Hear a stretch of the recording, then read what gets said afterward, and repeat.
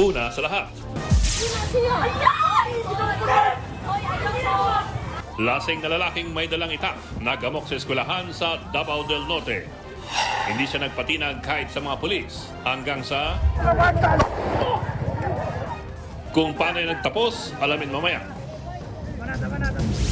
Magandang gabi Pilipinas sa Frontline Tonight. Coach Tab Baldwin nakiisa sa prayer vigil sa Ateneo para sa nalulod na si Rene Baterbonia, kabilang si Coach Tab sa mga pinasapina ng DOLE at DILG. Ilang residenteng biktima ng lindol sa Mindanao namamalimos na dahil walang makain at wala ring tubig. Kasunod ng banta sa seguridad ng Senado, pati Senate website na hack at may nakalagay na "We are watching". Defense Secretary Gilbert Sidoro at kanyang pamilya binan sa China, Hong Kong at sa Macau. Dating Ilocos Sur Governor Chavit Singson inaresto para sa kasong cyber libel. At ang mga beauty queen rumesbak na rin sa kontrobersyal na Hafiz comment.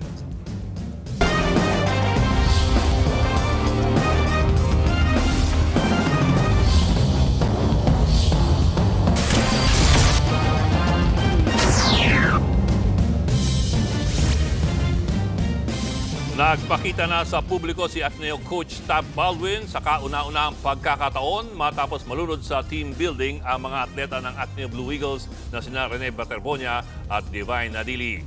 On leave si Coach Tab habang gumugulang ang kaliwat kanang investigasyon. Ayon naman sa pamunuan ng Ateneo, desisyon nilang manahimik muna sa issue si Baldwin. Nasa frontline na balitang yan, Mon Gualvez.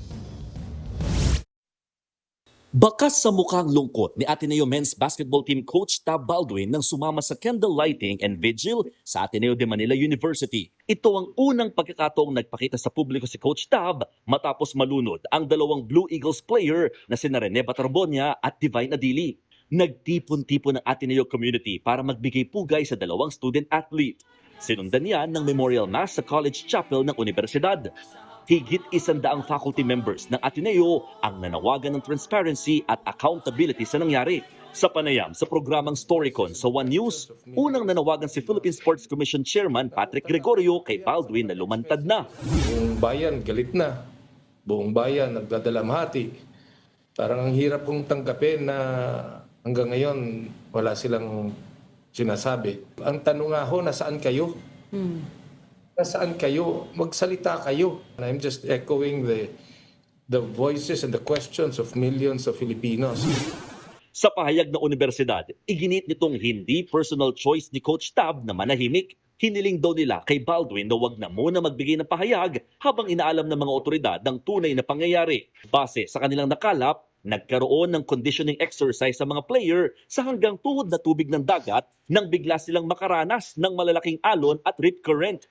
Binigyang diin din ng Ateneo na walang anumang weights o pampabigat ang ginagamit ng players sa naturang exercise.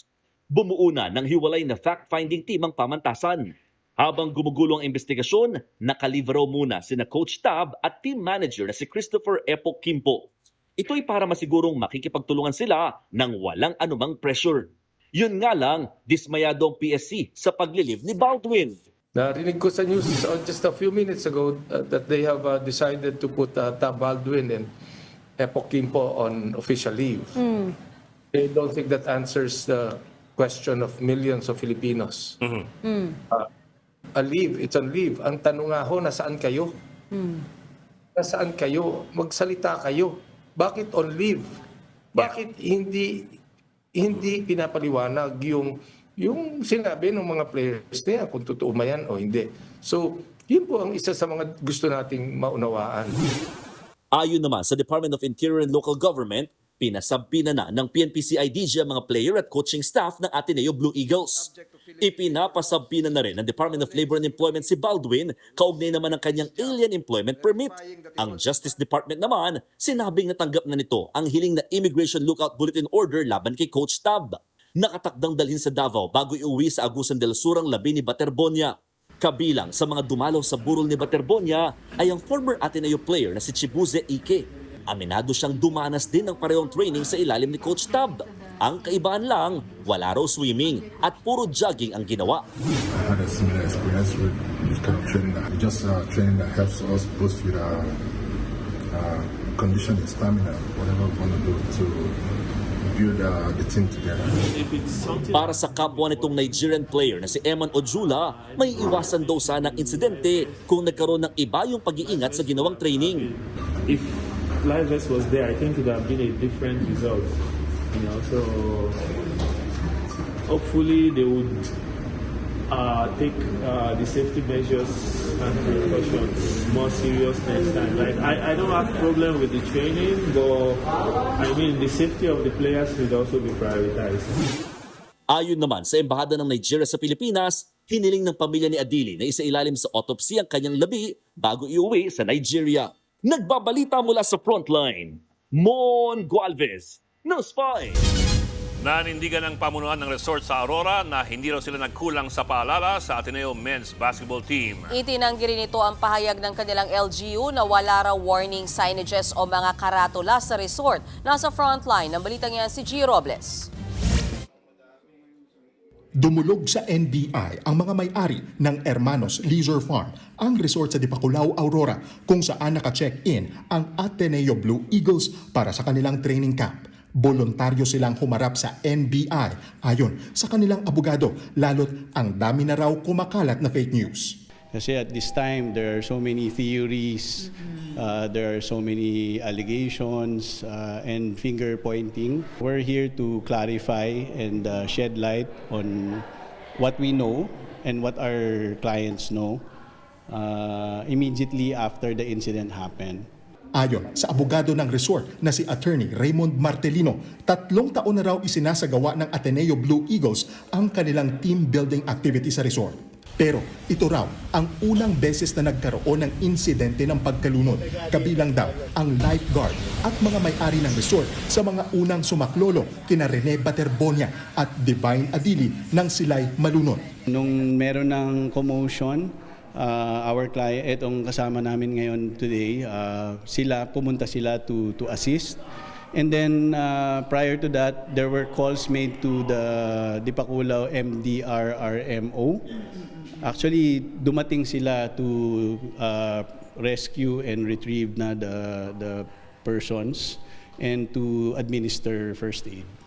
Pinagbawalan daw ng coaching staff ang mga tauhan ng resort na kumuha ng video at pictures sa mga manlalaro para sa kanilang privacy. Kanina, nag-inspeksyon ang mga tauhan ng Dipaculao LGU sa nasabing resort.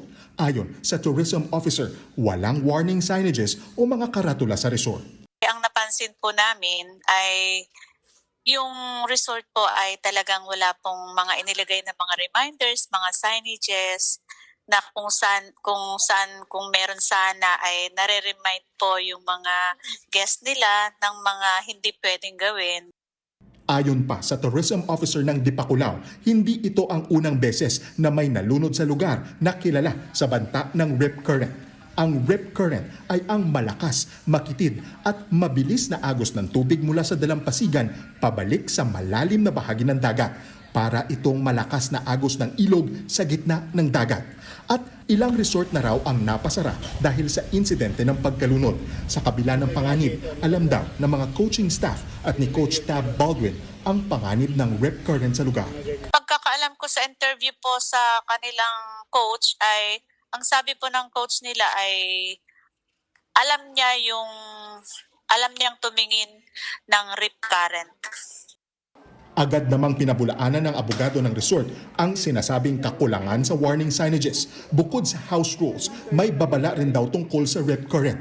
In the resort itself, there are house rules and guidelines posted in every room and in conspicuous places, very specific to rip tide or rip currents. And it's an infographic.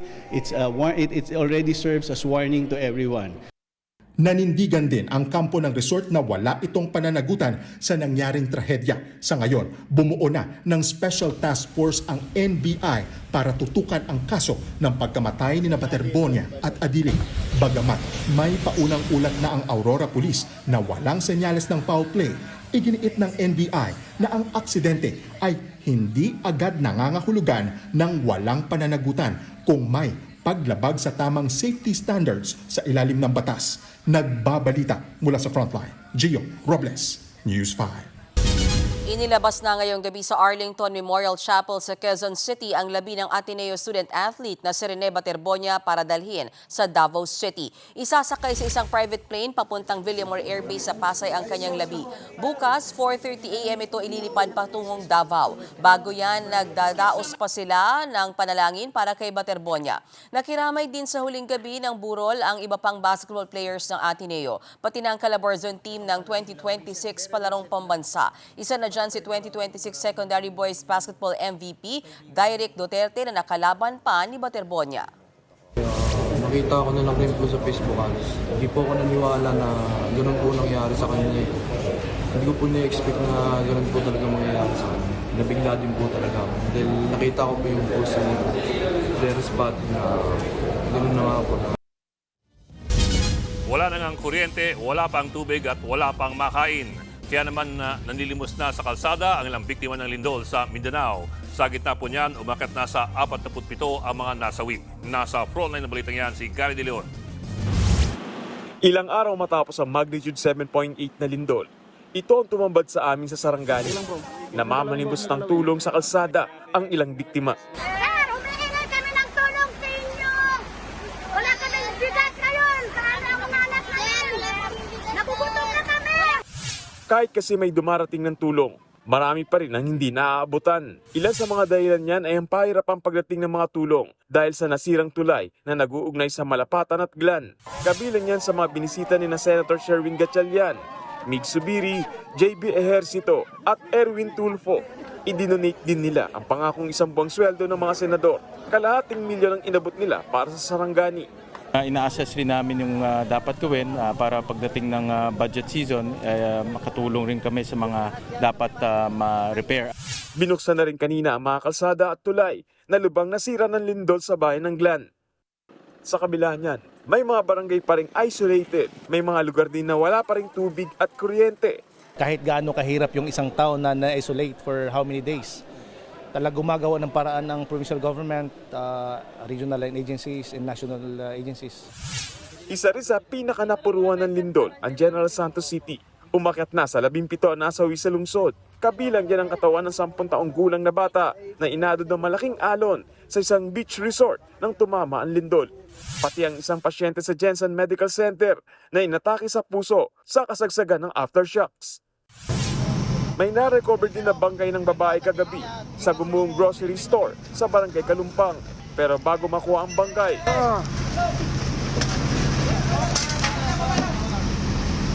nagpulasan pa ang mga rescuer dahil sa nangyaring aftershocks. Gaya sa Sarangani, namigay rin ng tulong sa Jensen ng ilang senador sa Gatchalian Block. 1 milyon piso ang inila nila sa General Santos City. Si Senator Erwin naman may mungkay sa DPWH. Siguro kung kailangan natin magbago ng improve pa yung taasan natin yung standard to kagaya sa Japan, mapatawag natin ang DPWH.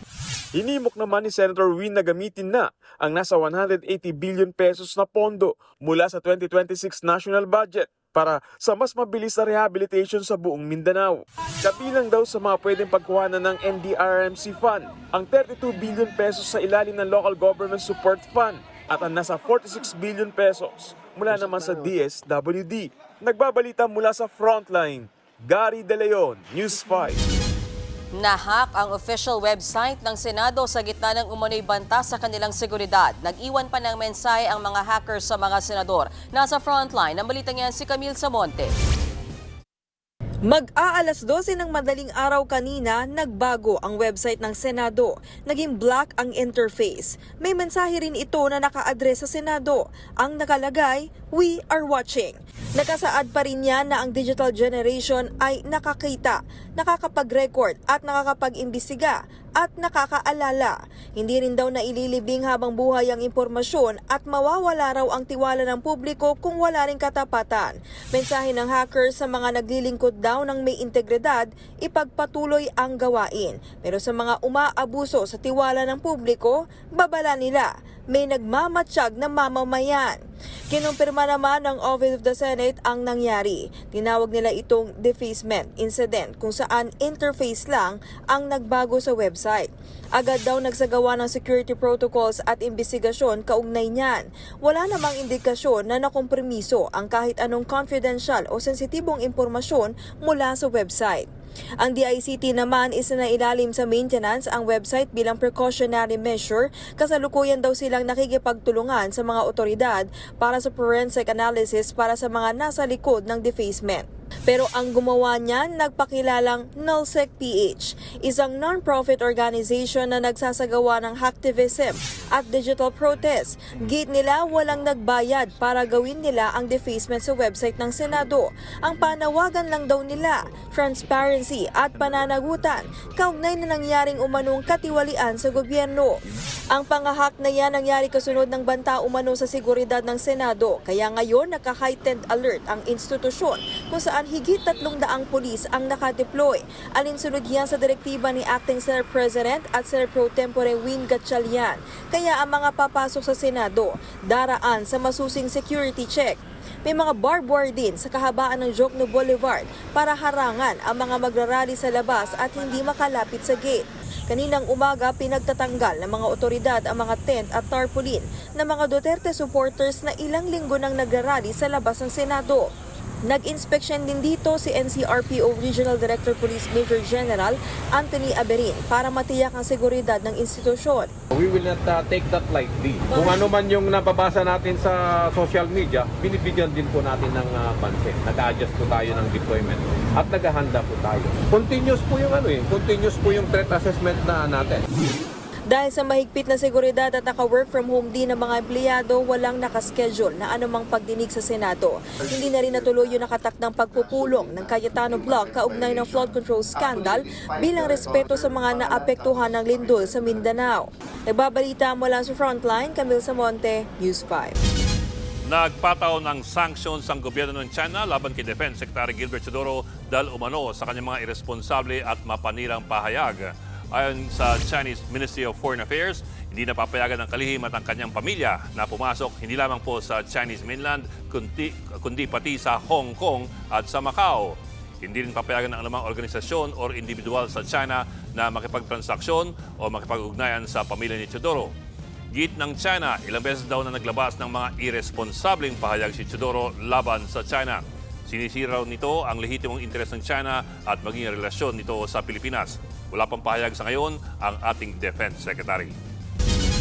Inaresto si dating Ilocos Sur Governor Chavit Singson dahil sa kasong cyber libel. Ayon sa Quezon City Police District, sinilbihan siya ng warrant of arrest sa kanyang bahay sa Barangay Ugong Norte, Quezon City. Inilabas ng Vigan City Regional Trial Court ang warrant of arrest laban sa kanya. Kalaunan, pansamantalang nakalaya si Singson matapos magbayad ng piyansa na 60,000 pesos. Wala pang pahayag ang dating gobernador. Sinisika pa ng News 5 na makakuha ng detalye ng isinampang cyber libel case laban kay Singson.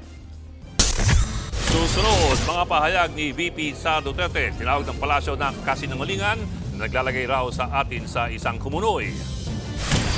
At singil sa kuryente ngayong buwan, nagbabadyang tumaas. Magbabalik pa ang Frontline Tonight.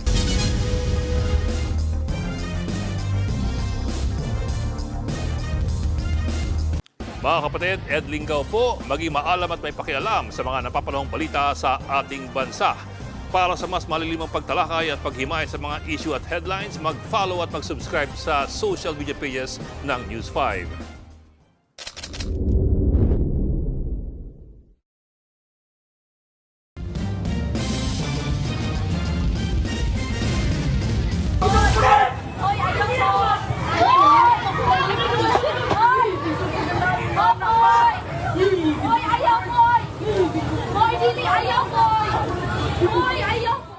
Nagamok sa loob ng eskwelahan ang lasing na lalaking yan sa Tagum City sa Davao del Norte.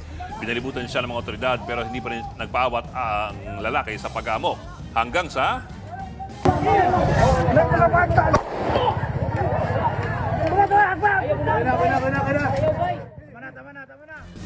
Binaril sa binti ang lasing na lalaki bagamat hindi naman siya napuruhan. Naagaw ang dala niyang itak.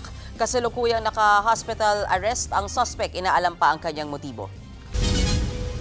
Pinasinungalingan ng Malacanang ang pahayag ni Vice President Sara Duterte na mahina ang Administrasyong Marcos kaya magulo ang Senado. Git ng palasyo, mga kaalyadong senador ng bise ang mga sangkot sa gulo. Nasa frontline, ang balitang yan si Maricel Halili. Ang paulit-ulit na kasinungalingan ay naglalagay sa atin sa isang kumunoy.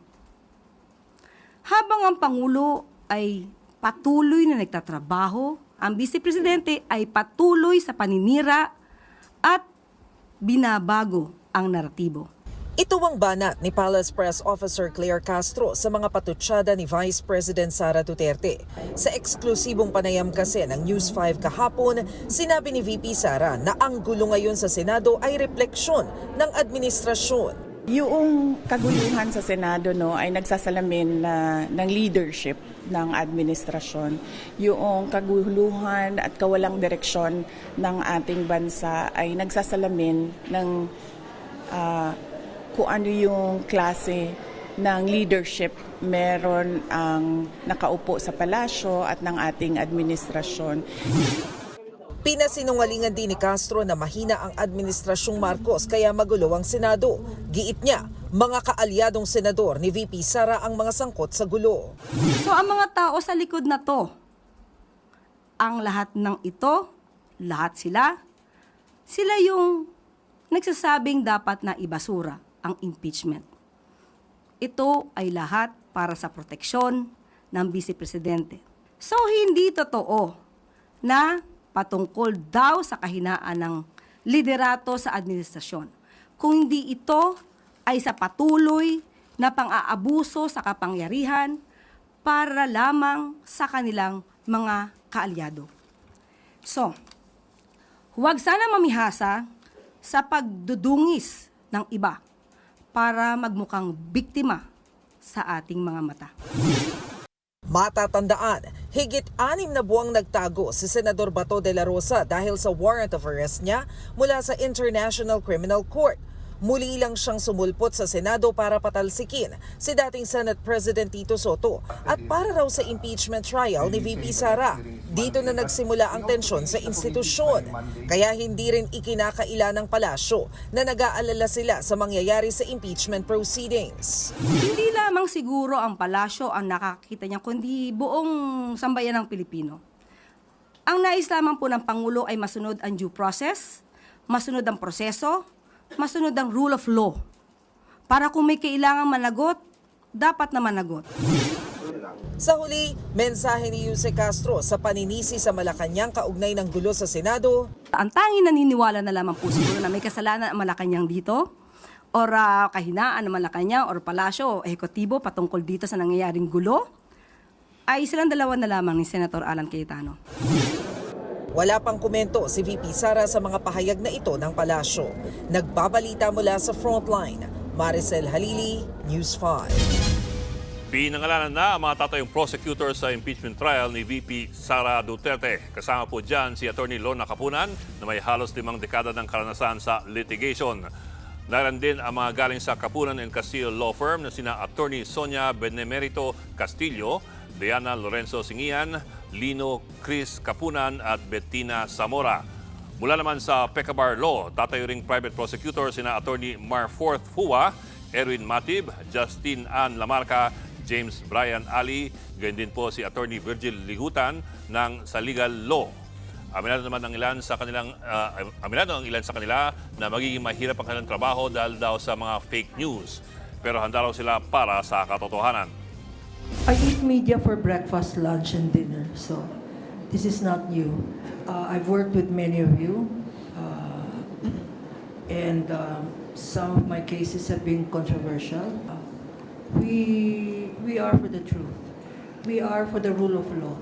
And so if that is the guide, if our conscience is personally speaking, I go to this impeachment trial with a clear conscience. Bring it on. We're worried about what will come after this. Nakakatakot pero hindi kami pwedeng maduwag. So itutuloy namin to. May nakaambang dagdag singil sa kuryente ngayong buwan ng Hunyo. Ayon sa Meralco, halos 15 centavos ang dagdag singil sa kada kilowatt-hour na konsumo, kaya magiging 14 pesos and 48 centavos per kilowatt-hour na yan. Ibig sabihin, kung kumukonsumo ang isang bahay ng nasa 200 kilowatt-hour, asahang 30 pesos ang madadagdag sa electric bill. Nasa 74 pesos naman kung aabot sa 500 kilowatt-hour ang konsumo.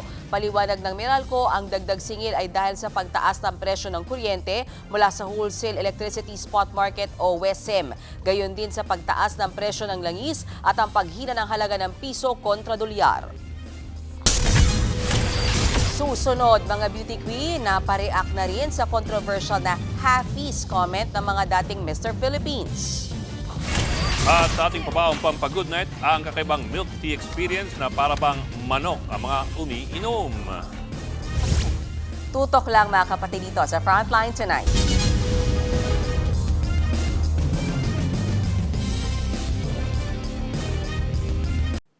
Mga kapatid, Mean Los Baños po, huwag magpahuli sa mga balita at impormasyong dapat ninyong malaman. Para sa mas malawak na balitaan at diskusyon, mag-follow at mag-subscribe na sa social media pages ng News 5.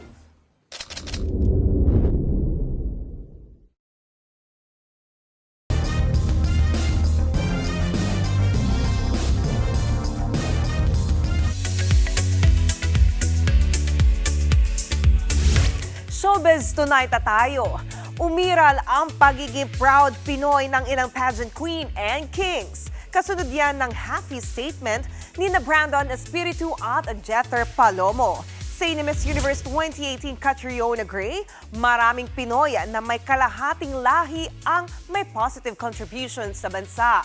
May deserve pa raw o mas deserve pa raw nila ng platform. Dagdag panikat, mas dapat suportahan yung mga hindi lang sa salita, kundi sa gawa ang pinapakita ang pagiging Pilipino.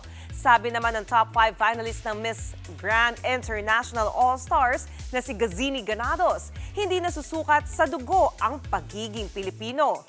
Pride and honor naman ang pagiging Pinay para kay Miss Universe Philippines 2025 Beatriz Luigi Gomez.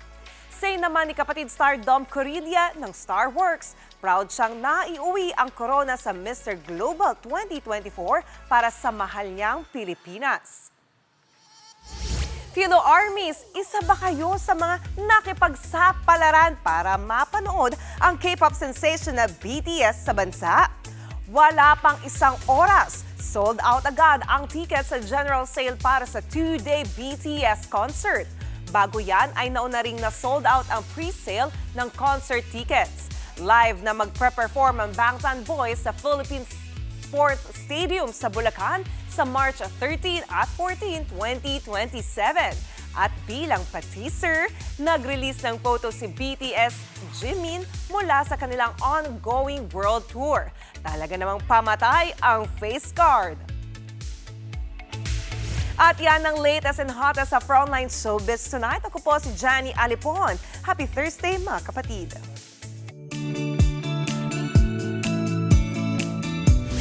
At para sa ating pabaong pampagood night, hindi lamang sa mga malalaking establishmento, merong food park. Uy, pati palayan, sinakop na rin nila. Yan ang food park sa Palayan sa Laguna. Maliwala sa mata pero dahil puro green ang makikita sa paligid. Ang sarap tuloy kumain. May patok ng stall dyan na Battle Car. Aliw ang pag-serve ng kape, milk tea at ibang merienda dahil imbis na baso, sa patukaan at inuman ng manok ito nakalagay. Busog na sa pagkain, busog pa sa tanawin. Bakit mo muna gagawin sa sarili mo yan? Siguro naman, brand naman siguro yung patukan. Sana naman, di ba? Baka naman may lasala pa ng ano yun. Pagkain na ba? Saka buti naisip na yung patukan ng manok, hindi yung kainan ng baboy. Tawag naman. Okay na to. Pero but still. Sir Ed naman. Paano mo, ano, ini-istro mo pa rin yung Parang gulay? kailangan, dun nata kailangan istroin pa din eh. Pero Akala- parang I think it's effort Akala pa ko din. hinahabab na lang yung inom niya. Yan na pa, sorry. At least Okay. kakaiba. 7:01. Kaya ka na naman, pinapakaba mo na naman siya. Paghimay sa malaking headline. Balitaan at diskusyon para sa paghubog ng matalinong opinyon. Kami yung kapatid sa Balita sa Public Service. Ako po si Mea Los Valles Oroseo. Ako na po si Ed Lingao, walang iwanan sa Frontline Tonight.